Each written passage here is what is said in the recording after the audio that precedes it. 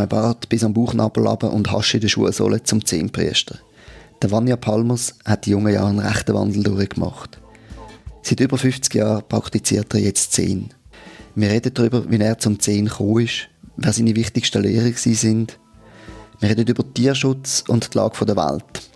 Und wir reden auch über Psychedelika und ihre Chancen und Gefahren auf einem spirituellen Weg. Der Vanja hat mich zu sich eingeladen und hat dort ein gemütliches Feuer gemacht. Ab und zu hörst du vielleicht Knistern im Hintergrund oder auch, wenn er einen Ski nachlegt. Willkommen zur Meditationsszene Schweiz. Ich bin der Lukas Wittmer. Heute rede ich mit dem Vanja Palmers. Der Vanja ist 1948 in Wien in einer industriellen Familie geboren. Er ist dann schon bald in die Schweiz gezogen, in Sursee aufgewachsen, hat in Zürich Volkswirtschaft studiert, hat eine Boutique eröffnet mit seiner damaligen Freundin und dann hat er das Erlebnis gehabt, wo ihn ein bisschen aus der Bahn geworfen hat und hat zum Suchenden gemacht hat. Er hat dann 10 Jahre in einem Zen-Kloster in Kalifornien verbracht, ist dann über Zwischenstationen in Österreich auch wieder in die Schweiz gekommen, hat 1989 zusammen mit dem Bruder David Steindl-Rast, das ist ein Benediktiner, das Burek Haus zur Stille gegründet in Österreich und 1999 ein Pendant in der Schweiz, nämlich das Felsentor am Rigi. Er ist Bauer auf der Fromatte unterhalb vom Felsentor und ich glaube, die neuesten Projekte sind das Zendo am Fluss und das veganes Restaurant in Luzern. Vanja, danke vielmals, dass ich zu dir kommen darf, um mit dir das Gespräch zu führen. Gerne, danke. Wenn ich einmal mit den Leuten rede, dann bereite ich mir ein bisschen auf das Gespräch vor und ich habe ein bisschen recherchiert und ich bin auf eine Headline gestoßen und die hat geheißen, der gefährlichste Mann der Schweiz. Wir sind da ein bisschen neben draussen. Vanja, muss ich mir Sorgen machen? Das Interview ist auch in dem gleichen Ort aufgenommen worden. Das war noch spannend gewesen. Ein Tierschutzinterview ist das gewesen. Und das war eine lange Aufnahme gewesen. Jetzt kommt man natürlich über das und jenes reden. Und dann ist 1,5 Jahre nie etwas schön. Ich habe das völlig vergessen gehabt. Und dann ist dann plötzlich der Artikel etwas anderes als eigentlich abgemacht war, erschienen. Aber er ist ja mehr lustig als bösartig. Und das war ein Playoff für den Timothy Leary, der vom Nixon als der gefährlichste Mann Amerikas bezeichnet worden ist. Also, also ich bin ein eingefleischter Vegetarier und eingefleischter Pazifist und alle Gewalt ist mir sehr, sehr suspekt. Du bist Zen-Priester. Wie bist du zum Zen gekommen? Wie bist du zum Buddhismus gekommen, wenn wir vorne anfangen? Volkswirtschaft und dann, was ist passiert? Du hast es ja bei der Einführung eigentlich schon ein bisschen erwähnt, wie aus dem Saulus ein Paulus wurde. Bei mir sind ein paar Millionstel Gramm eines Pilzderivates, auch bekannt als LSD gewesen, die mich völlig aus der Bahn eigentlich geworfen haben. Befreiend und verwirrend zugleich. Von einem sehr klaren habe ich eigentlich nie hinterfragt, dass ich in den Fußstapfen von meinen älteren Brüdern, ich habe 3 ältere Brüder, ich bin der Jüngste, und von meinen Vorfahren, Vater, Großvater, wir sind Kaufleute und ich wollte eigentlich auch ein Business machen. Und diese Erfahrung mit LSD hat mich zum Suchenden werden lassen. Und dann, zuerst bin ich ein Yogi gewesen, versucht auf ein Einzelleid zu leben und so habe ich es auch gemacht, aber letztlich, dass es Zen geworden ist mehr oder weniger zufällig, wenn es so jetzt halt Zufall gibt. Ich bin mit dem TÜV unterwegs gewesen, easy rider-mässig von der Ostküste an die Westküste und irgendwo die Küste drauf. In den USA? In den USA, nach Harley. Und dann hat irgendjemand gesagt, ich bin ganz in weiss gekleidet, lange Bart, keine lange Haare, richtiger Hippie halt, ein typischer Hippie. You have to go to Tassajara. Und dann bin ich dort raufgefahren und das war halt das Zen-Kloster gewesen. Natürlich mit gewissen Umwegen, aber dort bin ich jetzt 10 Jahre geblieben, mehr oder weniger. Und Das hat mich das ist eben, zum Suchen bin ich geworden durch diese Erfahrung mit psychoaktiven Psychedelikas, vor allem LSD und Pilz, Psilocybin. Und dass es da jetzt, es hat auch eine andere, das ist mir völlig klar, es hat auch eine Sufi-Tradition sein oder auch eine christliche. Aber bei mir ist jetzt halt, ich bin katholisch aufgewachsen, eigentlich eine positive Erfahrung nur gehabt. Dass es jetzt bei mir halt Zen-Buddhismus geworden ist, das ist mehr oder weniger halt den Umständen zufällig. Aber sehr viele Leute, also das war ja so Ende 60er Jahre gewesen, sehr viel hat es Richtung Asien gezogen. Dich hat es nicht richtig Asien gezogen. Also für dich war es nicht irgendwie vorgegeben gewesen, dass du auf Asien willst und dort irgendwie mal die Gurus, also wenn du sagst, du bist Yogi gewesen. Also Yogi, das heisst wirklich Yogi in der Yoga-Tradition. Ganz weiss angelegt und mit einem Turban sogar eine Zeit lang. Ich habe sogar ein Büssli schon hergerichtet, nach Indien zu fahren, ein VW-Büssli. Und 3 Tage bevor ich bin damals mit der Amerikanerin zusammen gewesen, 3 Tage bevor wir Richtung Indien gehen, ist es etwa auf der Seite reingefahren, das Büssli total kaputt. Und der hat der Vater von der Person, mit der ich zusammen war, einen Herzinfarkt in New York. Und dann ist das Amerika geworden. Statt Indien für mich ist das Amerika gewesen. Ich habe eigentlich sonst gar nicht nach Amerika gegangen. Und dann bist du mit dem TÜV rumgefahren und dann sagt jemand, du musst in das Kloster. Also, was ist denn das für eine Begegnung gewesen? Und was hat dich überzeugt, dass du wirklich in das Kloster musst? Zuerst hatte ich die Schuhe von meinem Vater angehabt, der hatte ein bisschen grössere Füße als ich, und dann eine dicke Doppelsohle, habe ich dort in Haschisch als Sohle genommen und habe das wirklich, das kann man heute natürlich nicht mehr machen, dass ich dann auf dem Campus verkauft und habe mir dann mit dem Geld einen TÜV gekauft. Mit dem sind wir jetzt zweite quer durch Amerika gefahren. Und dann, wir sind dort geblieben und dort geblieben, mal dort ein paar Monate eben in einem Ashram, in einem Yogi Bhajan Ashram, mit Turban. Aber wir sind so schon ganz weiss angelegt rumgelaufen. Und dann sind wir in das Tassar gekommen, dort sind wieder alle ganz schwarz rumgelaufen. Es war ein bisschen ein Kulturschock gewesen.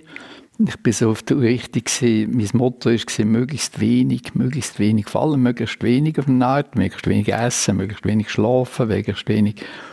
Und in dem Zen-Center, da ist da vom Morgen bis am Abend immer etwas los gewesen und viel Essen und es war richtig ein Kulturschock für mich, aber es hat mir gefallen, das hat mich irgendwie angesprochen. Und zuerst ich bin nicht gerade eingezogen dort, aber so hin und her und so letztlich unterm Strich bin ich 10 Jahre dort gewesen.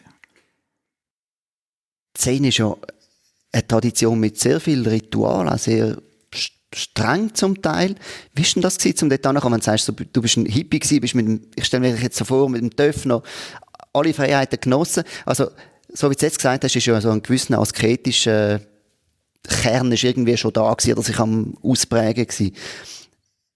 Und nachher bist du dort angekommen, aber trotzdem so Kloster, gibt es Regeln, Zusammenleben. Oder ist das Ganze genau ein anderes Kloster mit Kulturschock? Oder?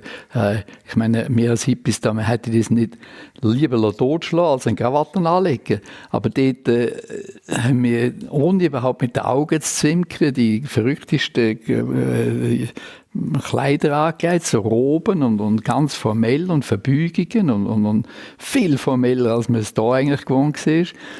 Aber vielleicht gerade das Exotische hat vielleicht eine gewisse Attraktion gehabt. Ich meine, du meinst selber, wir sind praktisch alles Ex-Hippies in der Community. Wie wir uns diesen rigiden, strengen Regeln unterworfen haben, nachdem wir gerade unsere eigenen eigentlich abgeleitet haben oder rebelliert haben, oder dass wir das nicht wollen. Und da haben wir das, weil es eben wahrscheinlich...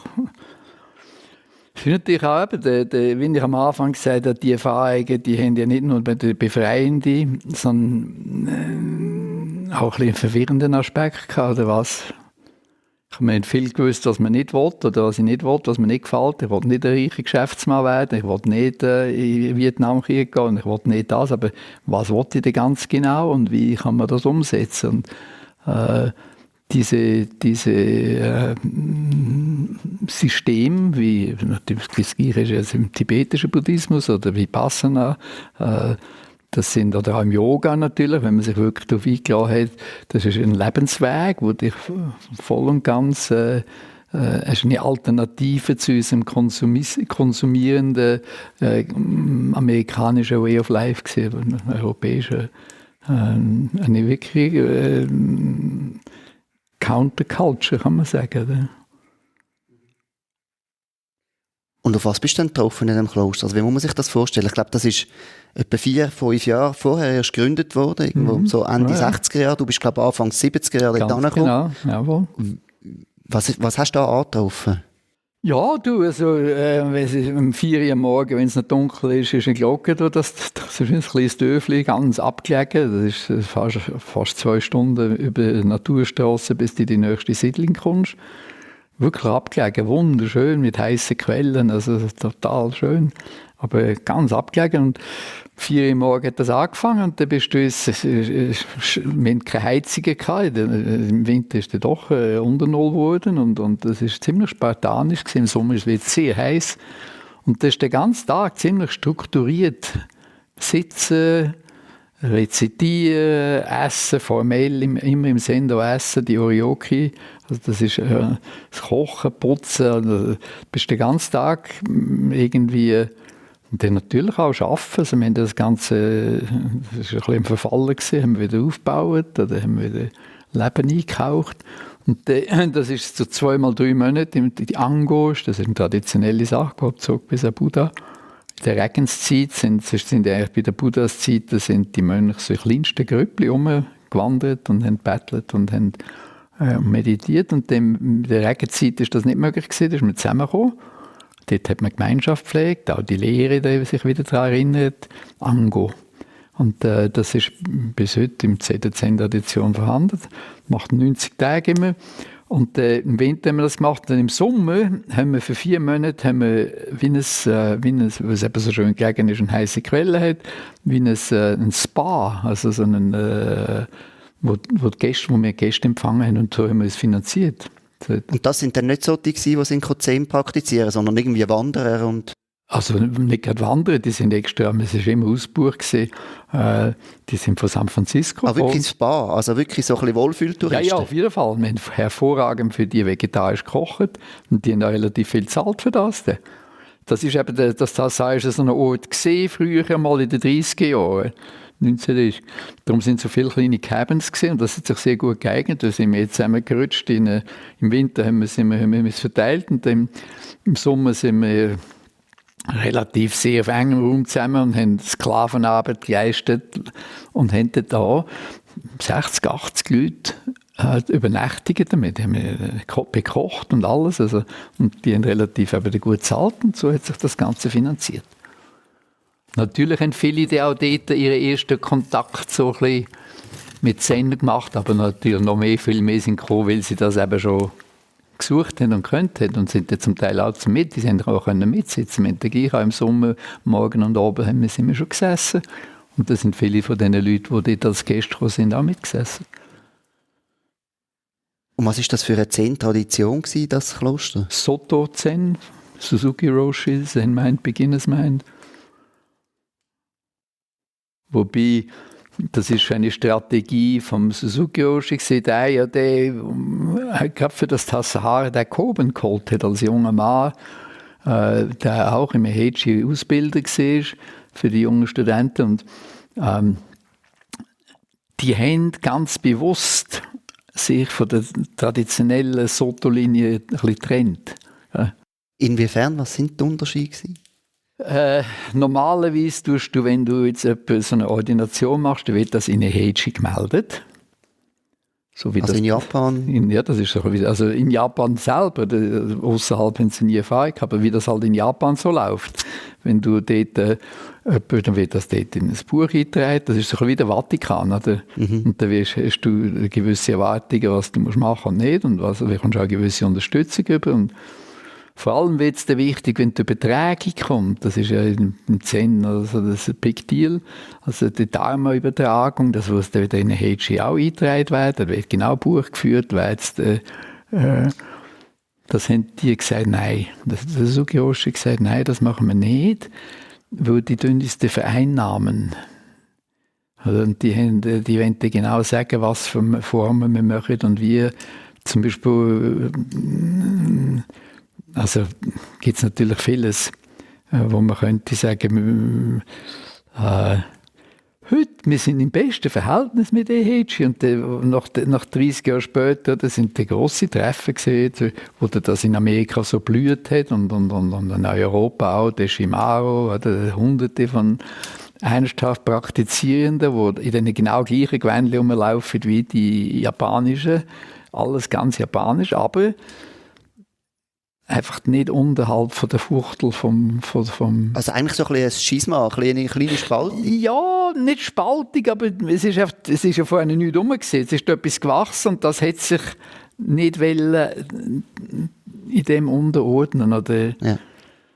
Und ich bin jetzt gerade vor 2-3 Jahren bin ich das erste Mal in einer Heiji mit einer Gruppe von Leuten, also haben wir eine Pilgerfahrt gemacht. Und das ist mir völlig klar geworden, das ist so formalistisch gewesen. Das ist sicher auch eine gute Sache, aber das ist ein reines, wie ein Theater, wo dort kommen Hunderte von Touristen auch und da wird die Zeremonie gemacht und das ist wirklich zelebriert, ein wunderschönes Kloster, riesig groß. Ja, das hat nicht gut gepasst zu den Hippies von den 60er, 70er Jahren. Und ein paar sind natürlich gegangen und haben das gemacht, haben es im Allgemeinen gehasst. Also ist denn das Sahara viel weniger zeremoniell gewesen? Als jetzt ein Heiji. Ja, aber doch immer noch? Ja, enorm viel natürlich. Enorm viel. Und du hast vorhin den Koben angesprochen, das ist dein Lehrer, den hast du dort kennengelernt. Das war ein junger Mann, der den Suzuki Roshi geholt hat. Damals war er 26 oder etwas. Aus einer Tempelfamilie. Der ist in einem Tempel aufgewachsen. Sein Vater war schon Zen-Priester und Zen-Priester heiraten ja seit etwa 300 Jahren durch ein kaiserliches Dekret. Und die hat es geheißen, sie müssen nicht heiraten. Dann ist er in die USA gekommen? Ja, hat er eigentlich die Formen in Tassahara installiert. Eigentlich wirklich. Der Suzuki Roshi selber ist relativ früh gestorben, ist krank gewesen, hat Krebs gehabt. Da war mir in San Francisco im Zentrum, dort hat es ja auch ein Zentrum gegeben, City Center. Da ist ja ursprünglich für die japanische Kongregation von Japan nach Amerika gekommen. In San Francisco ist eine relativ grosse japanische Gemeinschaft. Das ganze Chinatown gibt's. Und dort gibt es auch einen Tempel. Und auch der Suzuki Roshi ist von der Gemeinde eingeladen worden. Das sind die wilden 60er Jahre gewesen. Und irgendwie hat sich das in der Hippie-Community umgesprochen, dass da das kleine japanische Männchen ist, wo jeden Morgen sitzt. Und das ist das populär, wo dann plötzlich sind dort dutzendweise, hat ja auch gewisse Spannungen natürlich mit der japanischen Congregation gegeben, da diese wilden Figuren in den Tempel hineingekommen sind, immer sitzen. Und mehr und mehr hat er sich auf das eingeladen, hat den Tempel abgegeben, das ist nur noch für die amerikanischen Studenten da gewesen. Und was hast du denn von ihm mitgenommen? Oder wieso ist genau er dein Lehrer geworden?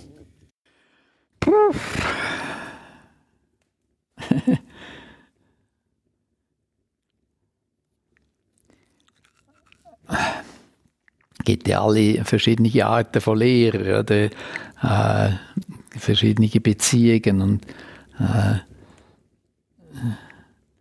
ich habe jetzt 2, sagen wir, explizit spirituelle Lehrer gehabt. Das eine ist der Bruder David, den du erwähnt hast, der andere der Kobun. Und in beiden Fällen ist das auf eine kleine Art fast wie ein Verlieben gewesen.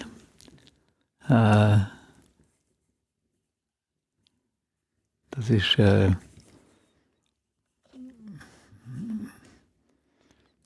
tiefe Beziehung oder eine sehr wichtige Beziehung gesehen in der Zeit, auf jeden Fall. Und das ist bis heute irgendwie eine sehr prägende Beziehung. Das kann man sich aber auch gar nicht aussuchen. Das kann man auch nicht weder suchen noch aussuchen. Das ist einfach so, das ist nicht... Das habe ich jetzt in beiden Fällen überhaupt nicht gesucht. Hat mich eigentlich took me by surprise.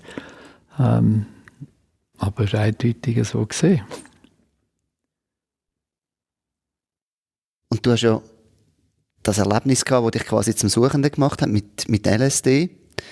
Und was hat dir dann die Praxis nachher gebracht? Oder hat sie dir das gegeben, was du gesucht hast? Hat sie das weiter quasi kultiviert, was du dort irgendwie in einem kurzen Moment erlebt hast?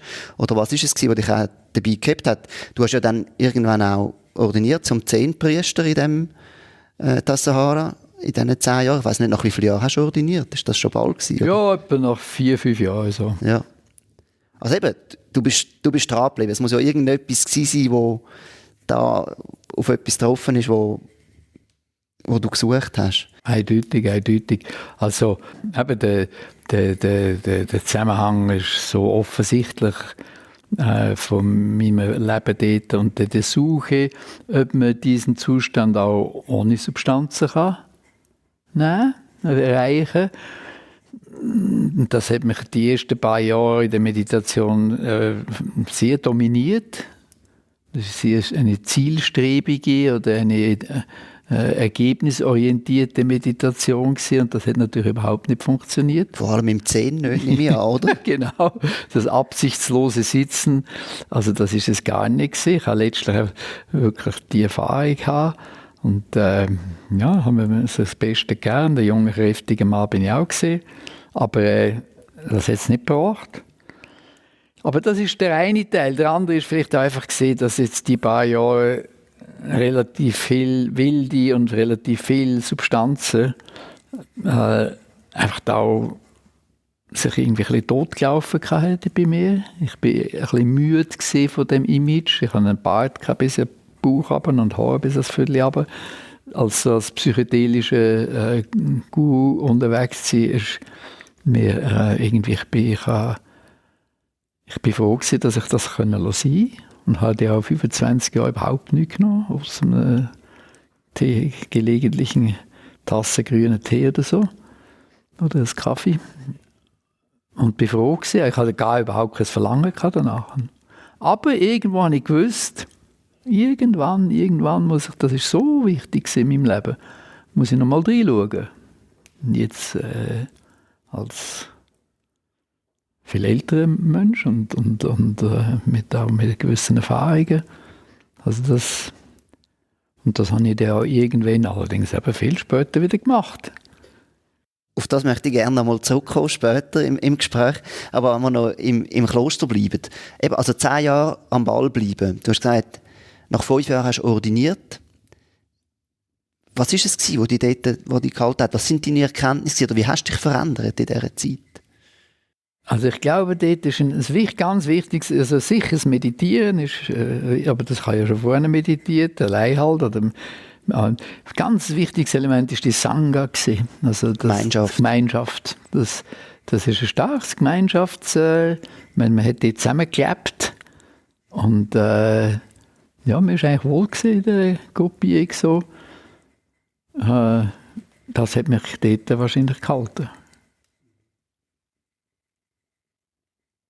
Ich könnte mir vorstellen, dass ich gar nicht zurückgekommen wäre. Das sollte man eigentlich, aber irgendwann ist meine Jugendliebe auftaucht, mit der ich eben die Boutique gemacht habe. Und sie ist schwanger geworden, ist eine Schweizerin, und wollte zurückgehen. Und dann habe ich gedacht, ja, also, wenn sie das will, so hängt jetzt auch wieder, dann muss es nicht sein, aber ohne den Impuls, weil heute bin ich Gott davor, dass ich zurückgekommen bin. Wie ist denn das, wenn man im 10 ordiniert? Ist das etwas, was man fürs Leben macht? Oder ist das auch wie in anderen buddhistischen Richtungen, wo das auch häufig temporär gemacht wird und dann leitet man da oben wieder ab und geht wieder quasi, was man dort als Haushälterleben bezeichnet, leben? Nachdem wir Teil der Regeln wie der Zen-Tradition. Aber Zölibat ist nicht eines der Vorgaben. Darum ist es natürlich viel leichter, so Zwischenstufen oder in dem traditionellen Japan und auch Korea, soviel ich das weiß, auch China, ist das eigentlich so eine Erbsache. Der Vater ist Zen-Priester und das geht das in der Familie, wird das weitergeben wie andere Berufe auch. In Europa und im Westen, Amerika und Europa, haben wir so eine Zwischenform, die eigentlich in Asien weniger existiert. Das sind Householders, also Verheiratete, die aber auch offensichtlich so ein zum Teil sehr rigoroses Training machen. Lange Stunden sitzen, Sessions besuchen, eine Kombination zwischen Mönch und Laie. Das ist eigentlich in Asien trifft man das weniger häufig an. Dort ist man eben der Priester, oder im Vipassana ist man sowieso, im Zölibat, oder, das ist das sehr streng und sehr genau und das ist ein ganz wichtiger Teil und du darfst nicht allein mit der Frau in einem Zimmer sein und darfst nicht nach dem 11 Uhr essen. Haben ein sehr hohes Ansehen. Der liebe Genro, ein lieber alter Freund, ist schon gestorben, Gründer vom Bodhidharma-Sender in Wien und lang Präsident von der österreichischen Buddhistischen Gesellschaft, hat mir das erzählt. Der war bei einem Treffen in Thailand und dort hat er sich mit einem gut unterhalten von diesen Mönchen und sie also als freundschaftliche Gäste haben sie Käses austauscht. Das ist was? Das ist eben die Robe, die Orange. Bei den Vipassana-Leuten ist es die orange Robe, bei uns ist es schwarz meistens, die Käse. Und weil er halt ein bisschen eitel war und hat er geschworen, ist er sowieso auch gesehen, hat er sich das angelegt und ist in der Mönchsrobe in der Thai Airline zurückgeflogen. Ist natürlich mit entsprechendem Bante hin und Bante her und so weiter. Nur wo es zum Mittagessen servieren gegangen ist, um 12 Uhr, haben die selbstverständlich ihm kein Essen gebracht, weil der Bante nach dem 11 Uhr nicht mehr zum Mittag isst. Und er musste mit strammer Haltung den ganzen Flug ohne Essen. Das hat er sich anders vorgestellt. Ganz genau. Aber wo du in dem Fall aus dem Kloster dann gegangen bist, mit einer Frau und Kind, das ist eigentlich normal und ein normaler Weg, wo man geht als Zen-Priester. Also 2 Jahre sind wir sogar noch dann gewesen, ist sie steht in der Umgebung, sie ist nicht gerade, am Anfang sogar im Kloster selber, nachher hat es ein kleines Hütchen außerhalb vom Kloster gehabt. Das ist durchaus gang und gäbe gewesen, und da ist das kein grosser Bruch oder irgendetwas so. Also das formelles Derobing oder so, das gibt es eigentlich wenig. Mhm. Und dann bist du irgendwann dann zurückgekommen und hast so ein bisschen die Linie vom Kobun weitergeführt. Ist das die Phönix-Wolkensanga? Das ist der buddhistische Name vom Kobun. Ah, okay. Darum haben wir irgendwann hat man die Sanger braucht einen Namen, dann haben wir halt den Namen von ihm genommen, Hohn, Phönixwolke. Etwa 15 Jahre lang ist er jedes Jahr 1-2 Mal gekommen und hat Session da gemacht. Burek hauptsächlich, aber er war auch am Felsen da oben gewesen. Und ja, so hat er selber natürlich da schon angefangen, so einen Sangha, die Leute sind gekommen und dann hat sich so einen Sangha herausgebildet. Und ich habe ihn übersetzt und er hat zwar Englisch gesprochen, aber das Englisch, das viele nicht so verstanden haben. Und das ist ja dann sehr dramatisch gestorben. In Engelberg, ich habe dort so einen Teich. Und dann ist er mit seiner Tochter zusammen dort vertrunken. Das war 2002 gewesen? Das war 2002 gewesen, genau. Seine 5-jährige Tochter. Aber auch, nächste Woche wären wir in Pueg in Österreich gewesen, hat die Session gemacht. Also das ist auch für das ist er da gewesen.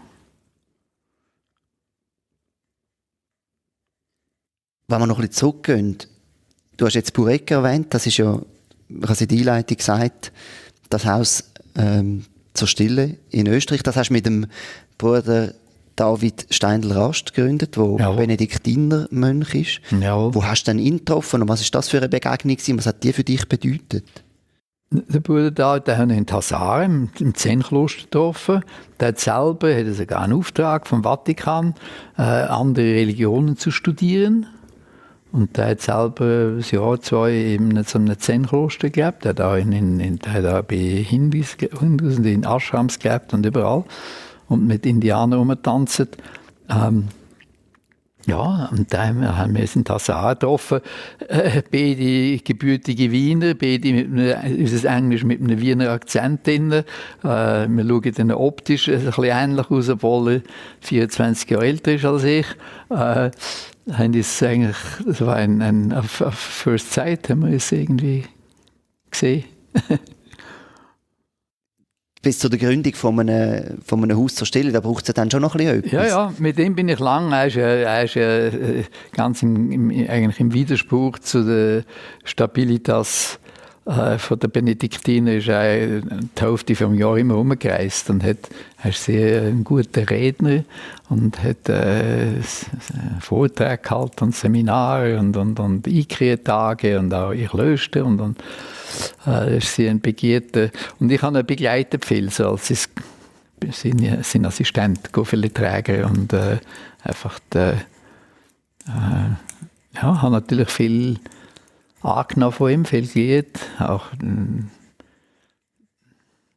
wobei der Koben und der Bruder David sind beide können Leute faszinieren im Reden, aber völlig einen anderen Stil hatten. Also der Bruder David hat so sehr strukturiert, hat den Vortrag immer vorbereitet, ist abgeguckt, hat sie natürlich völlig frei gehalten, aber das Ganze hat einen ganz klaren Aufbau gehabt und einen Höhepunkt. Und der Koben, der ist ohne Vorbereitung irgendwie hat ein paar Mal gestöhnt und manchmal hat er gesagt, I have nothing particular to say. If you have any questions. Und wenn niemand etwas gehört hat, hat es halt nicht gegeben. Ja. Aber die Leute sind zum Teil fasziniert von beiden natürlich, von beiden reden und tief berührt und natürlich ist es in einem Session ein ganz anderer Vortrag, wenn du jetzt eine Woche lang zusammen hockst, ist das egal, also wenn du jetzt da irgendwo auf einer Bühne, wo hunderte von Leuten sind und die musst du jetzt irgendwie fassen und zusammenbekommen. Ob das dort so gut beim Koben funktioniert hätte, weiß ich nicht, aber ja, aber von beiden habe ich viel angenommen. Ich habe die einfach jahrelang gehört, gesehen, begleitet automatisch. Nimmst du auch sogar Gestik und so, merkst du, wie das irgendwie übergeht. Und wenn du sagst, viel angenommen, für dich persönlich oder auch in der Art, wie du lehrst, was sind die Sachen, die du angenommen hast von diesen zwei? Beides. Das geht hin bis zu der Gestik und zu der Körperhaltung und natürlich auch inhaltlich, was man sagt. Ja, es ist eigenartig, wie so eine enge Beziehung, Lehrer, Schüler, wie das, wenn das formt. Fast ein bisschen wie die Eltern. Also ja, wir sind natürlich enorm geprägt durch unsere Eltern, oder mehr als wir wahrscheinlich uns. Das so bewusst sind. Im Alter wird es dann manchmal wieder bewusst. Meistens können wir unsere Eltern oder hören, wenn der plötzlich selber in diesem Alter ist. Also, merkt man so. Du hast gesagt, der Bruder David hat einen Auftrag gehabt, um zu schauen, was so die anderen Religionen machen, die interreligiöse Verständigung. Was hast du denn mitgenommen in Bezug auf das? Also wie hat das vielleicht auch deine Sicht auf Zen und auf den Buddhismus geprägt? Also, wie ich gesagt habe, eigentlich habe ich nur positiv, ich bin so locker katholisch aufgewachsen, am Land draussen. Sehr positiv. Meine Mutter war eine natürlich gutgläubige Frau gewesen, ohne irgendwelche Dogmen und Rigidität, aber einfach nährend. Aber als ich dann so in die Pubertät gekommen bin, das ist mir lächerlich vorkommen. Und das Verbot von Sexualität, da hätte man schon gar nicht müssen kommen. Das ist überhaupt das einzige Wichtige und Interessante gewesen. Und das ist oft irrelevant geworden, ohne negative Gefühle. Und als ich den Bruder David getroffen habe und der so insistiert hat, dass er ein katholischer Mönch ist, habe ich irgendwie gewusst, ja, da muss ich noch ein bisschen genauer hinschauen. Wenn ihm das so wichtig ist, dann habe ich offensichtlich nicht alles gesehen. Und dann, das passt natürlich sowieso sehr gut so in das Weltbild der, sag jetzt mal Hippies, dass alle Religionen einen Zugang haben, das sind wie verschiedene kulturell bedingte Zugänge zu dem einen grossen Geheimnis, wo das Leben ist und die eine Quelle, aus der alles kommt, wie immer man sie bezeichnet oder nicht bezeichnet. Oder, offensichtlich ist das Universum eins. Und haben alle irgendwie Zugang und einen Teil daran und niemand der Exklusive.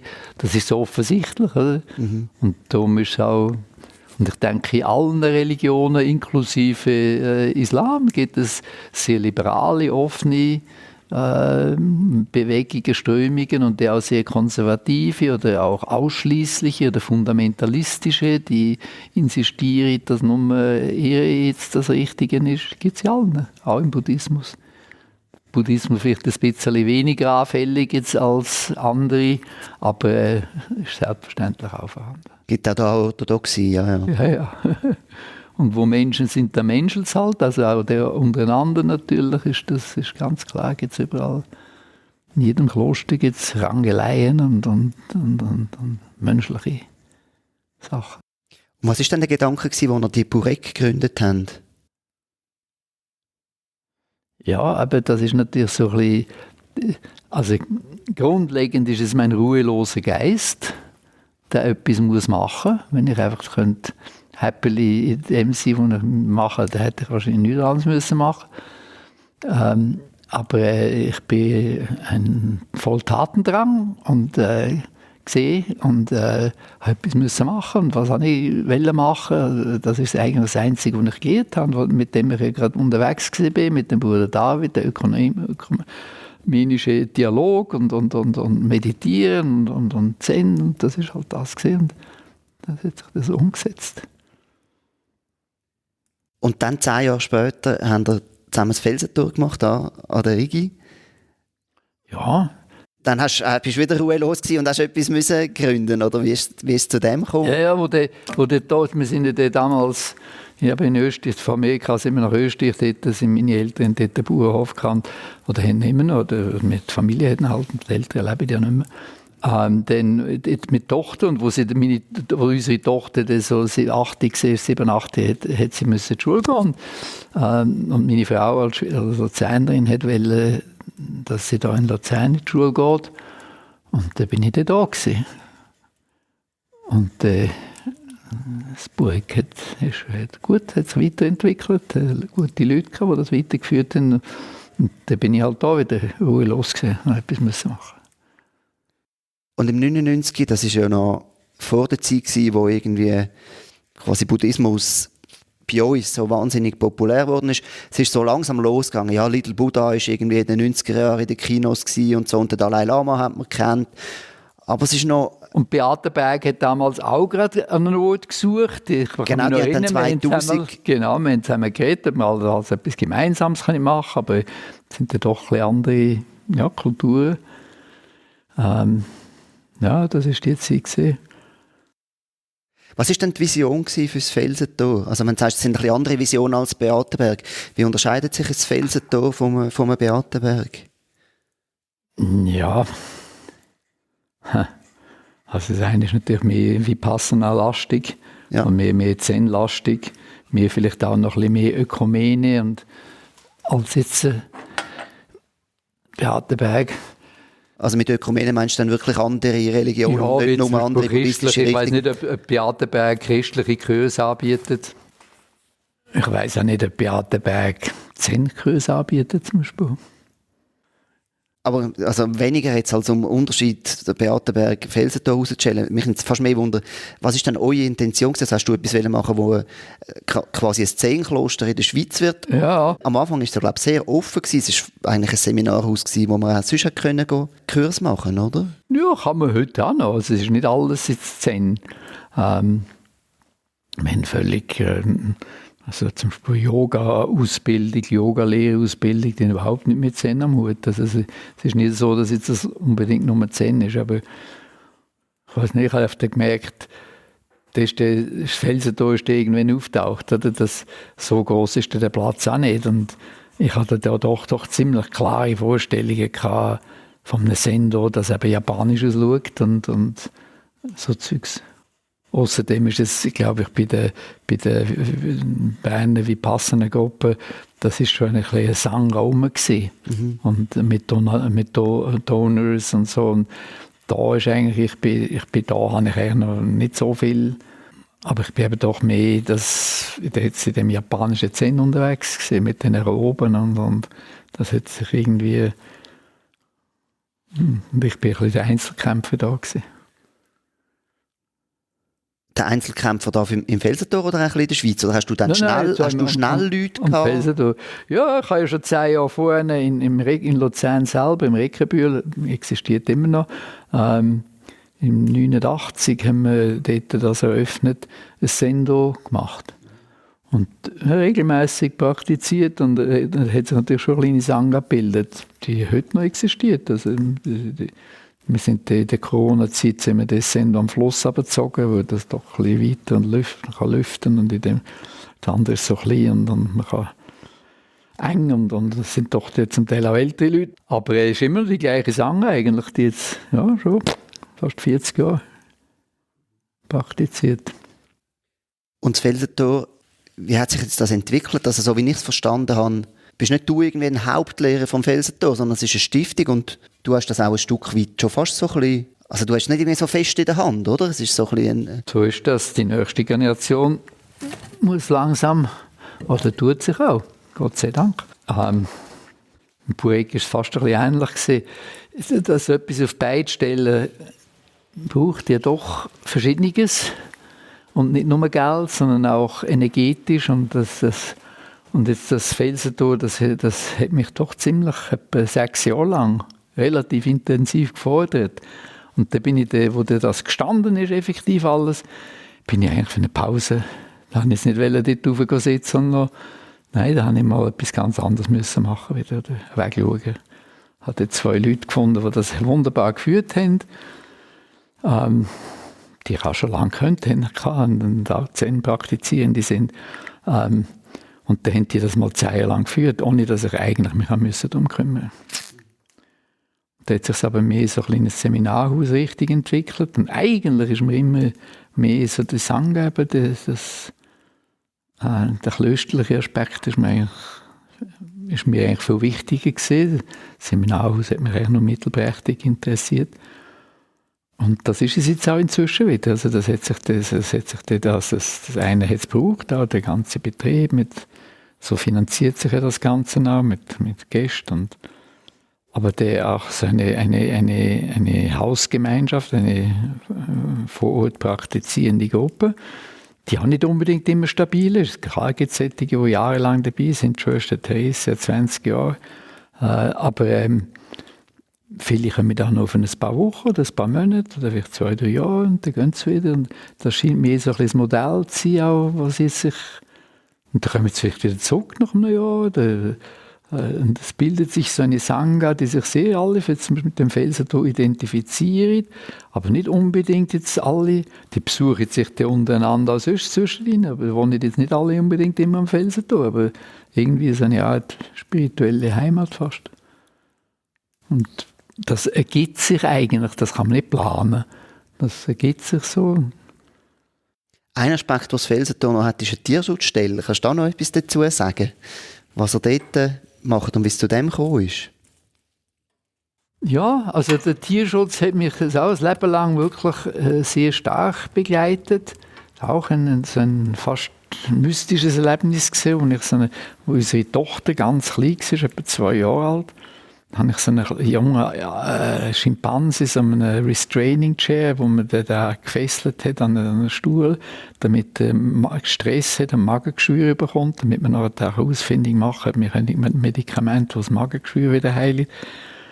Und dann habe ich das Äffli gesehen, so, und so ein Schimpanse hat ja etwa so eine intellektuelle Kapazität von einem 2-3-Jährigen und ich habe meine Tochter dort drin gesehen. Das hat mich wirklich gepackt und ich konnte nicht mehr schlafen. Und was machen wir da mit diesen Wesen? Und so hilflos und das ist grauenhaft. Ja, und das hat mich seitdem, da habe ich Buddhist Concern for Animals gegründet, zusammen im Kloster noch, mit einem Freund zusammen. Und dann mit dem Laufe der Zeit, wo ich mich damit reingelesen habe, Befreiung der Tiere, vom Singen, habe ich mich da vor allem halt auf die Nutztierhaltung konzentriert, wo das einfach rein zahlenmässig bei Weitem der grösste Teil ist. Also 80 Milliarden Nutztiere leben zurzeit auf der Welt. Und sogenannte Nutztiere und die grauenhafte Methode, wie man die halten, also das ist einfach, wenn irgendetwas ein Verbrechen, wenn das kein Verbrechen ist, was ist es? Und wenn ich das so sehe, und dann denke ich mir auch, ja, natürlich versucht man es aufzuhalten, aber wir bringen uns als Menschheit im Moment selber um, wir tun unsere Lebensgrundlage zerstören. Und da denke ich auch, ja, wie wir mit den anderen Erdlingen umgehen, ist das vielleicht nicht einmal so schlecht.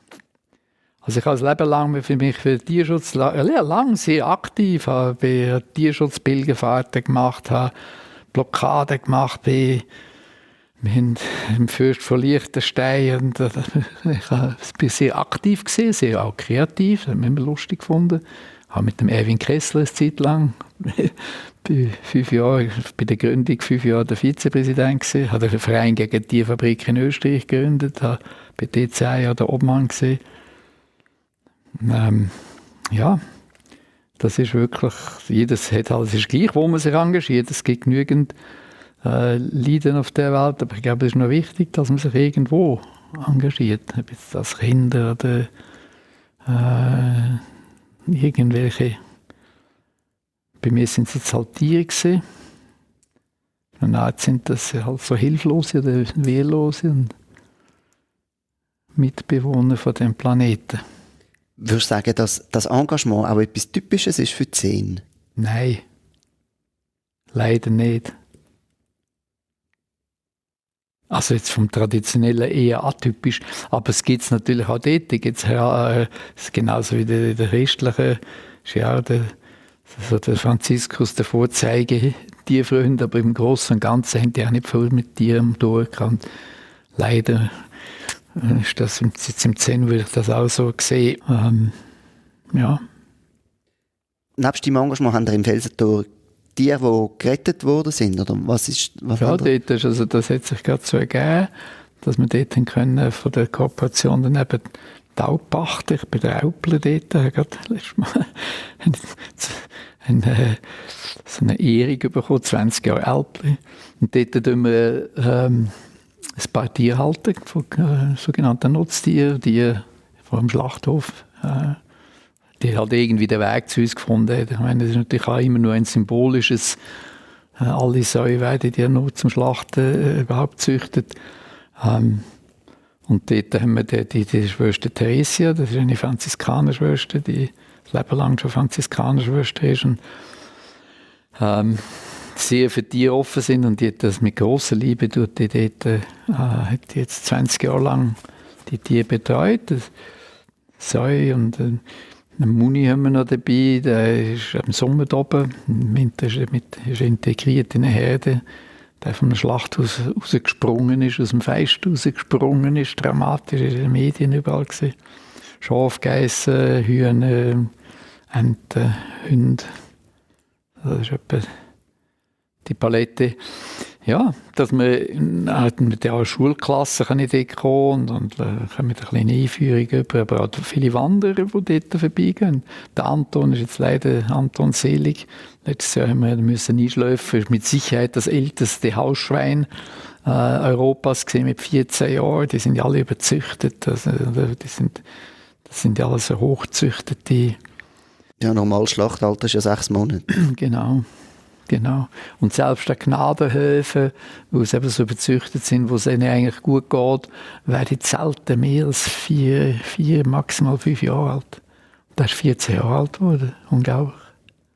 Wahrscheinlich auch, weil er dort natürlich, und das ist ganz selten, frei können rumlaufen. Also der war völlige Bewegung gewesen. Das gibt es ja fast nie, ne? Ohne Hag und Zün. Nicht immer zur Freude der Jäger, aber wir haben sie auch relativ restriktiv gehandhabt. Also nicht so viele Tiere, aber häufig in diesen Gnadenhöfen, wenn es einfach zu viele Tiere, dann wird es dann wieder eigentlich das Problem, oder? Es ist ja nicht nur, wir sind zu viele Leute und wir haben aber auch zu viele Nutztiere auf dem Planeten. Also von allen landlebenden Säugetieren nimmt der Mensch inzwischen etwa 33% von der Biomasse. Stellt er da, der Mensch vor allen Säugetieren, Landsäugetieren auf dem Planeten. Weitere 66% sind die vom Menschen gehaltenen Nutztiere, sprich hauptsächlich Säue und Rinde.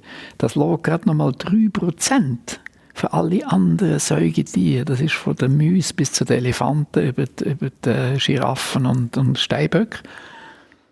Der Mensch hat sich wie ein Krebsgeschwür ausbreitet auf dem Planeten und nimmt viel zu viel für sich in Anspruch und zerstört eigentlich seine Lebensgrundlage dadurch, wie ein Krebsgeschwür das ja macht. Und bist kollabiert. Nicht?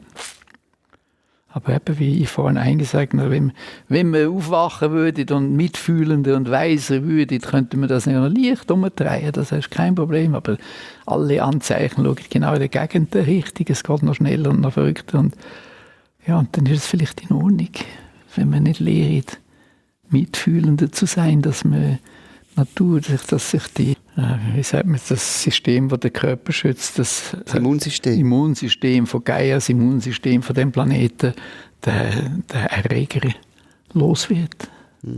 Aber es wäre vielleicht ein guter Moment, um auf den Anfang des Gesprächs zurückzukommen, der gefährlichste Mann von der Schweiz.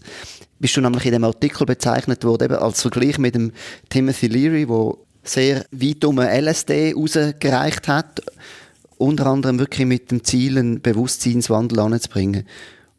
Glaubst denn du, dass Psychedelika zu so einem Bewusstseinswandel könnten führen? Weil, wenn man jetzt die Hippie-Generation anschaut, die ja all das LSD genommen hat, das sind ja eigentlich genau die jetzt irgendwie die letzten 20 Jahre am Drücker gewesen sind und jetzt auch noch sind zum Teil und auch die grosse Zerstörung mit verantwortet. Oder mindestens, wenn sie nicht verantwortet, vielleicht doch nicht genug Einsicht haben, um genug schnell zu versuchen, die Hebel umzulegen.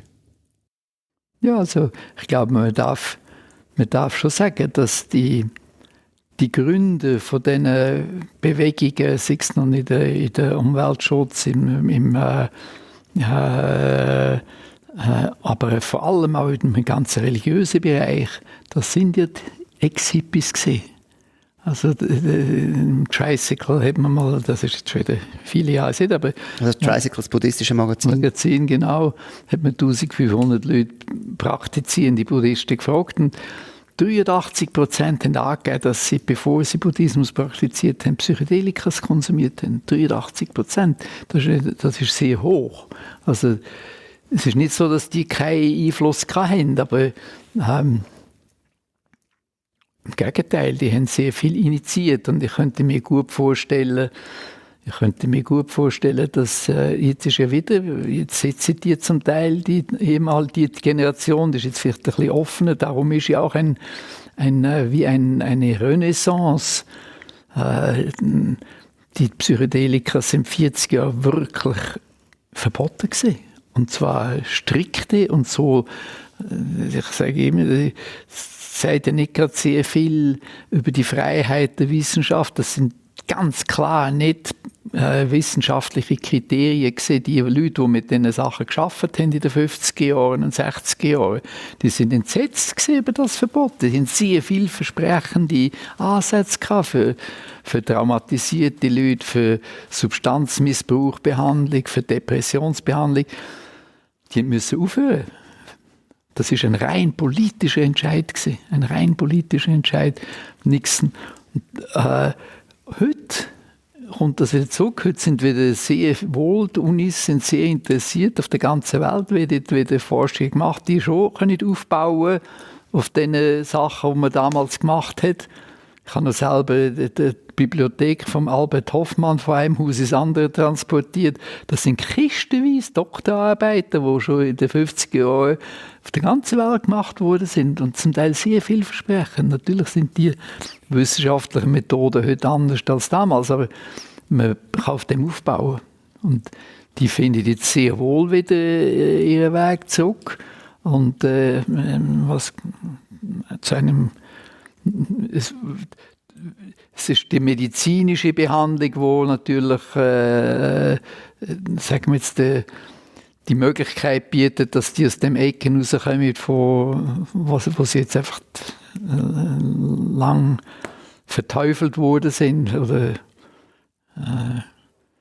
wobei es noch eine interessante Herausforderung, wie man, die Substanzen sind ja auf Schedule 1, also das ist in Amerika Substanzen, die hochgefährlich sind, süchtig machen und keinen medizinischen Wert haben und alles verboten ist, sogar eben wissenschaftliche Arbeiten damit, wie man das wieder aus dem Lager rausbekommt, das weiss auch die das wollen, das ist gar nicht so einfach und dass man wieder damit arbeiten darf. Aber es passiert, es ist im Tun. Du hast jetzt den medizinischen Nutzen angesprochen, also da redet man über behandlungsresistente Depression, zum Teil posttraumatische Belastungsstörungen, so Sachen.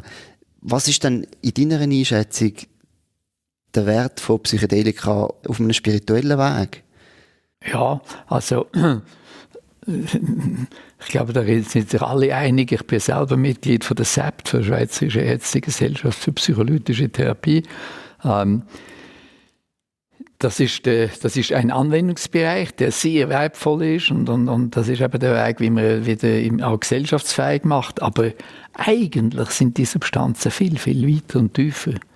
Und wenn es überhaupt so etwas wie einen gesunden Mensch gibt, dann ist es für gesunde Menschen, also für die tiefen Fragen des Lebens, was ist das Leben und für das ist das ein Zugang, ein spiritueller Zugang. Also in keinster Weise begrenzt auf so kann man es wieder gesellschaftsfähig machen, jetzt für ein spezifisches, für PTSD, Post-Traumatic Stress Disorder. Aber eigentlich ist es wie Meditation. Und da gibt es ja auch schon verschiedene Versuche. Wir haben ja selber am Felsendosen eine Studie gemacht. Wo dokumentiert worden ist, ein Film, genau, Descending the Mountain. Genau, Descending the Mountain, genau. Es ist egal viel Franz Vollerweider und Vanja Palmes drinnen, aber sonst ist es gut und schön gemacht. Also um es vielleicht schnell sagen, für die den Film nicht kennen, dort ist es eine Gruppe von Langzeitmeditierenden, kommt in ein, glaube 5-tägiges Session oder Retreat und die Hälfte davon kommt Psilocybin über, synthetisiertes Psilocybin, also der psychoaktive Stoff aus den Pilz und die andere Hälfte Placebo. Und die meisten stecken es noch recht gut weg, hat man das Gefühl gehabt. Ja. Im Film ist nur jemand, der wirklich äußerlich sehr quasi beglückt erscheint und verändert. Ja, einige haben im vollen Lotus die ganze Sache echt durchgesessen. Was sehr erstaunlich ist, und einer der erfahrensten älteren Psychiater, der Jurei, neben mir gesessen, wir haben das als Supervisor dort gehabt, der hat das Leben lang jetzt und hat eine Gruppe geleitet und look, they just sit, der ist hier aus dem Häuschen gegangen. Also es ist eindeutig, dass Meditation eine sehr gute Voraussetzung oder Vorbereitung oder das geht sehr gut zusammen. Leute, die Erfahrung in Meditation haben, können wesentlich besser mit den doch zum Teil sehr außergewöhnlichen Bewusstseinszuständen umgehen. Was macht es, dass die Leute das können, die schon lange meditieren? Was lernt man in der Meditation, wo einem nachher hilft? Ja, also sicher Verschiedenes, aber also, wenn man länger sitzt, hat man ja doch zum Teil auch außergewöhnliche Bewusstseinszustände. Eben zum Teil kann man sagen Makios, also das ist so ein Zen-Spruch, wo du wilde Drachen siehst, die dich verschlingen oder wunderbare göttliche Welten mit Schönheit. Und dass man das als Produkt seines Geistes sieht. Und das ist das, wenn man das schon ein bisschen gemacht hat, wenn das plötzlich so Sachen kommen natürlich auch in den Substanzen, ist das schon ein bisschen vertrautes Material. Oder das Auflösen des Selbst, ein Bewusstsein zu haben, ohne mit dem historischen Selbst sich zu identifizieren, kann eine sehr beglückende, ekstatische Erfahrung sein, aber auch sehr beängstigend sein. Und zumindest an die Grenzen daran kommt man ja beim Meditieren fast alle, einige volle, also wir haben völlige solche Erfahrungen gehabt, haben ja der Studie einig gesagt, ja, das war wunderbar gewesen, aber nothing basically new. Und wenn man das so vergleicht, die Studie, da gibt es ja auch andere. John Hopkins University in Amerika ist eine der ältesten und grössten psychedelischen Forschungen, mit dem Roland Griffith, ein wunderbarer Mann.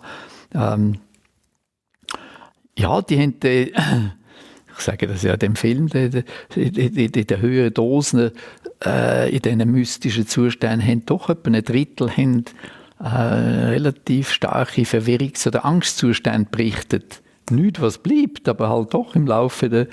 Und das ist bei uns eigentlich völlig nicht existierend gewesen. Also ich habe auch einige Angstmomente, aber in diesen Fragebögen und alles eigentlich nicht. Und das ist sicher der eine Unterschied, ist, dass das eben erfahrene Meditierende sind. Und das andere ist, glaube ich, auch, dass das in einem schönen Ort vom Land aus, in einem Setting, in einem Gruppensetting ist und nicht im 4. Stock in einem Spital, in einem Zimmer, einzeln. Das sind völlig andere Settings. Und das ist halt Setting, Substanz oder Sakrament, Set und Setting. Das sind die drei Juwelen von der Psychonautik, so wie wir Buddha, Dharma, Sangha haben. In der buddhistischen Tradition sind das die drei. Wenn die drei Sachen beachtet werden, ist eigentlich schon mal sehr, sehr, sehr viel. Das tut eigentlich die Erfahrung weitgehend beeinflussen. Was kann denn ein positiver Schub sein, der aus der Psychedelika kommt für eine Meditationspraxis? Du hast gesagt, du hast das genommen, du hast ein Erlebnis gehabt, nachher hast du aber 25 Jahre keine Psychedelika mehr zu dir genommen. Hast du es nicht mehr gebraucht? Oder was? Ist es doch ein bisschen ein zerrütteliger Flug gewesen? Oder was ist der Grund? Also was kann es dazu beitragen? Oder wo braucht es dann auch nicht mehr? Ist es nur ein Anstoß am Anfang? Ich glaube, es hat, wenn ich so schaue in meinem Umfeld, sowohl bei meinen alten Hippie-Freunden als auch bei meinen buddhistischen Freunden heute, es ist sehr verschieden, individuell und hat verschiedene Rollen bei verschiedenen Leuten gespielt. Ein Anstoß, der nachher dazu geführt hat, zum Beispiel Meditation und das andere völlige weg. Zum Teil heute Leute, die sagen, ja, das ist richtig, das hat mich angestoßen, aber heute nicht mehr und das heute ist das hinderlich für mich und das wäre nicht gut. Andere, es gibt das ganze Spektrum, wo das, ich habe mir gerne auch so das Bild auch vom Bruder David, wenn du auf dem Weg bist und du suchst den Gipfel, oder? Und du hast Beschreibungen davon und hast vielleicht sogar Fotos davon und das ist alles sehr hilfreich und Karten. Und dann plötzlich laufst du in dem Nebel hin und das geht auf und du siehst den Berg. Und dann von der an weisst du, dass es den Berg gibt. Und du hast mit eigenen Augen gesehen, du bist wirklich dort gesehen. Dann geht der Nebel wieder zu und dann musst du immer noch den ganzen Weg machen, musst du ja laufen, musst ja dort raufgehen. Aber es ist eine unheimliche Ermutigung oder eine Reassuring, dass es, jawohl, das ist so, oder? Das habe ich jetzt nicht nur gehört und nicht nur beschrieben von diesen Mystikern, und so, sondern... Würdest du sagen, ein mystisches Erlebnis auf Psychedelika und ein mystisches Erlebnis in der Meditation, die sind gleichzusetzen? Oder mindestens fühlt es sich gleich an? Ich würde sagen, ja. Es gibt ein schönes Beispiel, der Houston Smith. Ich weiß nicht, ob der ein Begriff ist. Das ist ein Religionsanthropologe. Und der ist ein Professor gewesen, und der hat mal seinen Studenten 2 Berichte vorgelesen.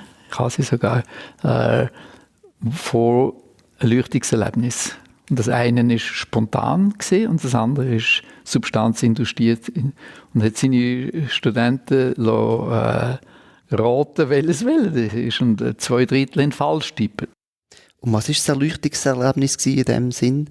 Non-dual, oder? Ja, und zwar so tiefgreifend, dass das völlig alles, ich kann das sogar vorlesen, wenn es wird, alles bisher Gekannte über den Haufen gestülpt hat und also einfach ein tief einschneidendes Erlebnis, das ihr Leben geändert hat. Ich denke, das ist eins wirklich auch von den, wenn du Kriterien haben, was ist ein mystisches Erlebnis? Das muss so tief sein, dass du nicht einfach so kannst weitergehen mit dem normalen Leben. Das ist etwas, wo ein völliges Umkehren und wenn das wirklich so einschlägt, aus dem Saulus ein Paulus wird. Und das ist, nur, diese 2 Beschreibungen sind noch relativ ein bisschen ähnlich, also, aber in beiden trifft das wirklich auch zu. Also für mich ist es keine Frage, wie du dort hinkommst, spielt weniger Rolle. Wenn du dort bist, bist du... Und ich würde sagen, in jedem... Der Patanjali ist ein, ich weiß nicht, ob der das sagt, Yogi Sutras hat er vor dem Buddha sogar gehabt, eine mystische Figur natürlich. In seiner Sure, gerade die erste Sure über die Wahrheit, sagt er, die Siddhis, die wunderbaren Zustände, passieren spontan. Die passiert einfach, das immer wieder überall gibt es Beispiele. Das Zweite ist bereits durch die heiligen Pflanzen, durch Mantras, durch Askese, da kommt irgendwann Meditation. Also das ist ein uraltes Wissen, wie man mit denen, das sind Technologien des Bewusstseins, wenn du willst. Wie man so Zeugs, die haben das auch relativ gut kultiviert, die ganze indische Siddhis und Sadhus. Selbstverständlich können die auch heute noch ein breites Spektrum von Askesen und auch Medizin, wo sie nützen. Und es wäre doch eine Illusion, oder es wäre doch sehr unwahrscheinlich anzunehmen, dass unser guter Shakyamuni Buddha, nachdem er in die Urwälder gegangen ist, Askese über, dass der nicht in Kontakt gekommen wäre mit diesen Sachen. Nicht sehr wahrscheinlich, oder? Es ist viel wahrscheinlicher, dass er das auch genommen hat. Auf etwas möchte ich noch eingehen, was du vorher gesagt hast. Du hast gesagt, es kommt nicht darauf an, wie man das Erlebnis hat, das Erleuchtungserlebnis, sondern dass man es hat. Gibt es einen Unterschied, ob man es mit Meditation oder mit Psychedelika erreicht? Insofern, dass ja Psychedelika, ich meine, je nachdem, was du nimmst, aber das lädt nach ein paar Stunden wieder nach und du bist wieder bist wieder da. Aber ich glaube, meine Erfahrung oder meine Beobachtung auch ist, auch wenn du bei der Meditation in die Zustände hineinkommst, irgendwann kommst du wieder raus. Mhm. Und das ist ja vielleicht auch notwendig. Wir sind nicht sehr überlebensfähig in diesen Zuständen auf jeden Fall. Da liegt das Bild vom Ramana Maharshi. Der ist vielleicht, ich kann natürlich nicht, der ist ja gestorben, bevor ich auf die Welt gekommen bin, aber nein, das stimmt nicht, aber nicht für und danach auf jeden Fall. Da hat man so das Gefühl, vielleicht ist der wirklich die meiste Zeit in so einer Art Zustand gewesen. Aber für alle Leute, die ich kenne, wir kommen alle wieder raus. Und gerade die ich denke, die sind jetzt keine Bewitschung, sind die allerersten, die sagen, nein, das ist nicht so. Also unser menschliches Dasein da ist offensichtlich in der Dualität. Und die müssen wir auch würdigen und leben. Aber vielleicht eine gewisse Durchlässigkeit zu der Tatsache, dass wir auch non-dual existieren, dass wir Teil vom Ganzen sind, dass wir es wirklich als eins fühlen. So in den Zwischendingen, in dieser Membrane komme ich mir manchmal so vor, zwischen den Welten, die ich existiere und versuche, da zu navigieren und ohne das eine oder das andere zu negieren oder rauszulassen. Wir sind Wesen, die offensichtlich in beide Welten uns nicht unsere Fühler ausstrecken. Als Neugeborene sind wir sicher mehr auf der Einheitsseite, aber dann brauchen wir etwas, das uns füttert und etwas, das uns putzt und anleitet. Und dann müssen wir lernen, irgendwie selber ein Wesen zu sein, aus irgendeinem Grund. Und der Preis, den wir natürlich zahlen, ist, wir werden individualisiert. Und dann nach 15, 20 Jahren haben wir es soweit. Und dafür sind wir irgendwie abgeschnitten wieder dann müssen wir wieder lernen, wieder zu oder so, das durchlässig wieder zu machen, dass wir wieder irgendwie ganz werden.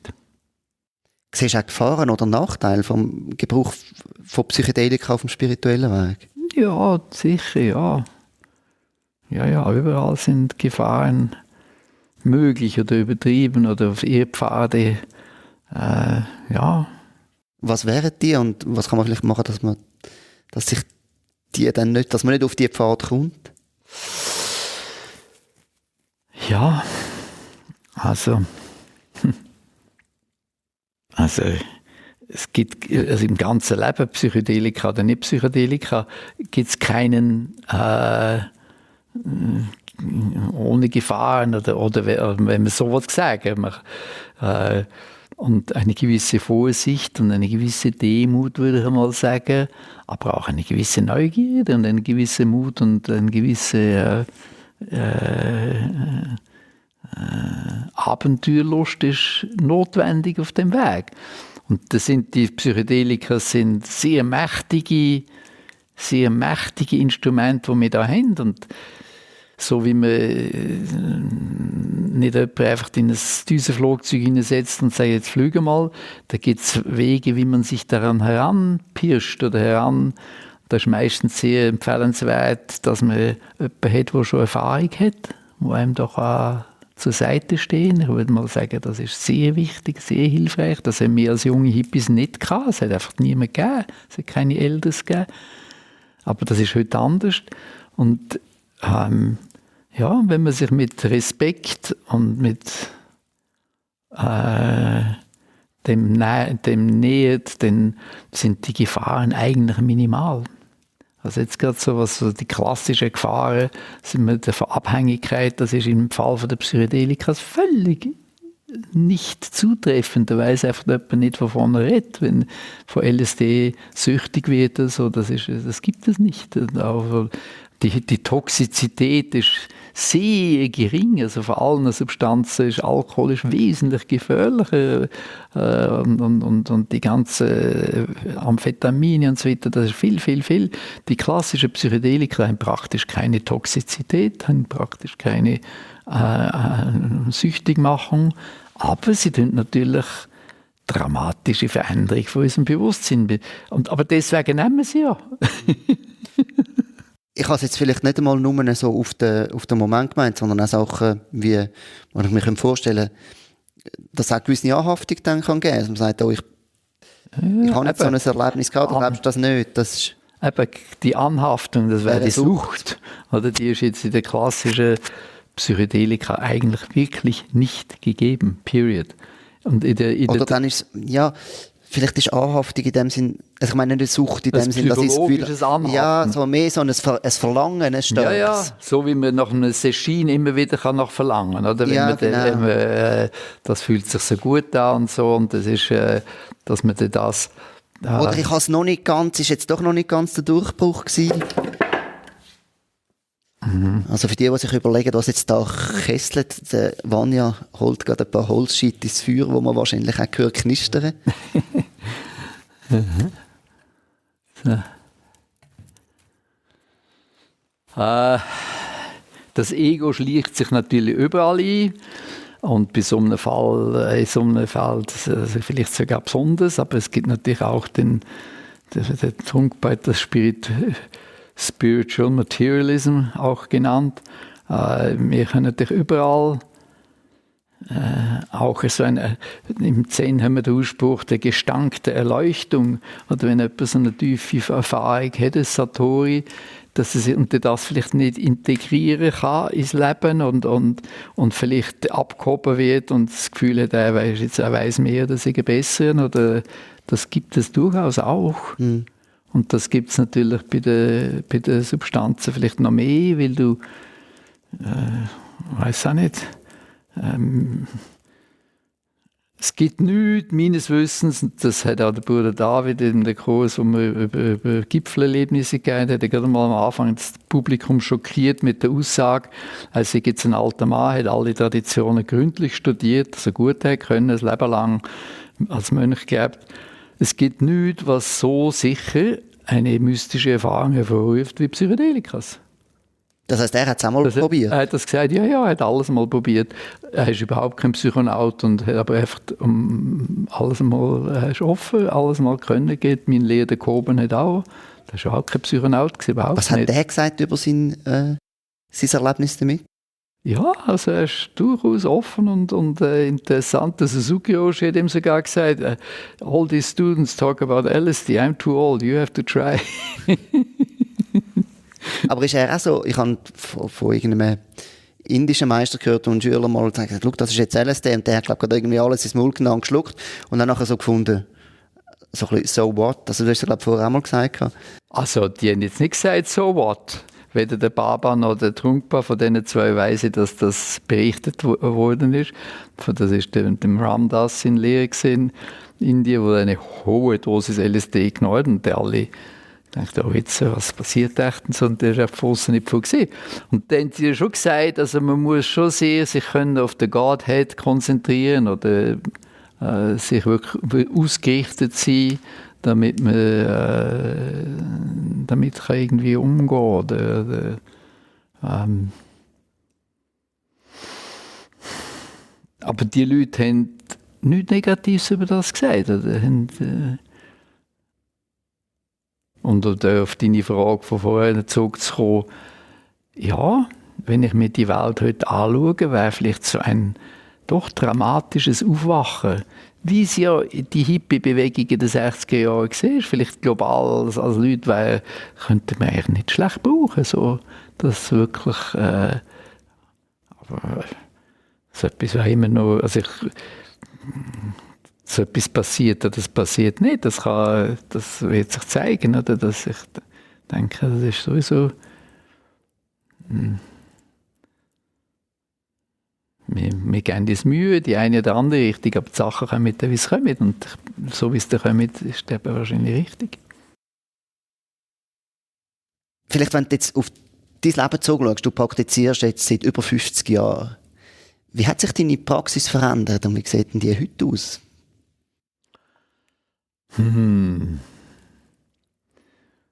Also, in 50 Jahren verändert man sich. Also ein 25-jähriger Mann ist anders als ein 75-jähriger. Mit oder ohne Meditation, mit oder ohne Psychedelika. Und darum ist es noch schwierig. Mein Leben ist jetzt einfach, das Leben lang bin ich gesessen. Wie wäre ich wurde ohne zu sitzen? Das ist noch schwierig zu sagen. Könntest du dir das heute vorstellen, ohne zu sitzen? Nein, ehrlich gesagt nicht. Das ist einfach Teil von mir heute. Das ist so Teil von mir, so wie ich mit Zähne putze. Und natürlich, es gibt auch wieder Zeiten, wo ich überhaupt nicht sitze. Aber Sitzen ist eigentlich immer dabei irgendwie. Oder da muss ich jetzt nicht formell, ich habe mein Grösse da und sitzen auch, aber jetzt bin ich gerade in einer Session am Felsen hier oben, bin extra für das Interview oben runtergekommen und gehe nicht heute am Abend wieder rauf. Aber ob jetzt da so viel... Das gehört jetzt einfach irgendwie, dass ich identifiziere mich mit dem... Ich bin ein paar Mal im Gefängnis gesessen, noch kurz, im Zusammenhang mit Tierschutzaktionen und so. Das ist das wunderbar, so eine Zelle kannst du dort... Wenn du gelehrt hast, auch mönchisch zu ziehen, dann ist das eben deine Zelle, wo dort drin ist. Das ist überhaupt nicht kein Stress und nichts anderes als sonst. Also eine gewisse Gelassenheit, die es mit sich bringt. Absolut. Wenn du zuschaust und so irgendwie denkst, oh, da bin ich 20, 25 gewesen, was wäre dann ein Rat, den du so deinem jüngeren Ich würdest mit auf den Weg geben? Leider muss ich sagen, ich bin froh, dass ich nicht mehr so jung bin. Leider, das hat schon meine Mutter uns gesagt, wie die Welt geht. Aber ja, du, eigentlich fürchtet euch nicht, sagt der Bruder David auch immer gern. Also trotz allem Zuvertrauen, also das Vertrauen in diesen ganzen Prozess, der grösser ist als mir, wir verstehen eigentlich nicht, das Beste daraus machen. Möglichst die kleinen Freuden des Lebens sehen, sich nicht zu stark beängstigen, oder wo ich weiss ja, das ist nicht leichter gesagt als getan. Gerade die heutigen Kinder und so haben viele Ängste, so, was ja eigentlich ein Zeichen von einem wachen Geist ist und eigentlich ein gesundes Zeichen ist, wenn ich mir die Situation anschaue. Aber für das Individuelle sollen wir trotzdem versuchen, ein glückliches Leben zu führen, ein freudvolles Leben zu führen, zu sehen, was einem anspricht, folge deinem Herzen irgendwo, was einem anzieht, was immer es ist. Dem soll man nachgeben, wo sich gut und richtig anfühlt und den Mut auch zu haben, vielleicht nicht alles so zu machen, wie es von außen vorgegeben ist, seinem eigenen Herz irgendwie hören. Also ich habe das ein Leben lang gemacht. Wobei mit voller Hose ist gut stinken. Ich habe immer einen gewissen Freiraum gehabt, auch ökonomisch, aber auch geistig von meinen Eltern. Die sind eigentlich sehr offen gewesen. Die haben mich nicht in eine Richtung wollen, irgendwie drücken. Oder. Also ich habe da sehr gute Voraussetzungen gehabt. Aber ja, Mut voran. Mut voran. Das ist doch ein schönes Schlusswort, Vanja. Dann lade ich dich wieder in die Session zurück und danke dir ganz vielmals, dass du die Sendung Mountain ein Stück vom Berg runtergekommen bist, um mit mir das Interview zu führen. Danke vielmals. Danke dir, Lukas. Das war sehr nett gesetzt.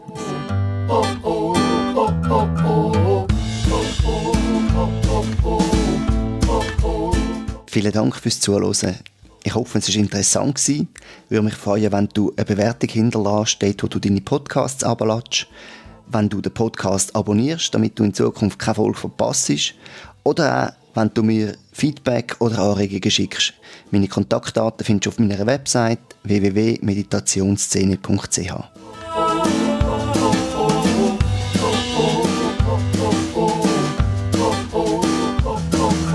Bis zum nächsten Mal. Eine gute Zeit.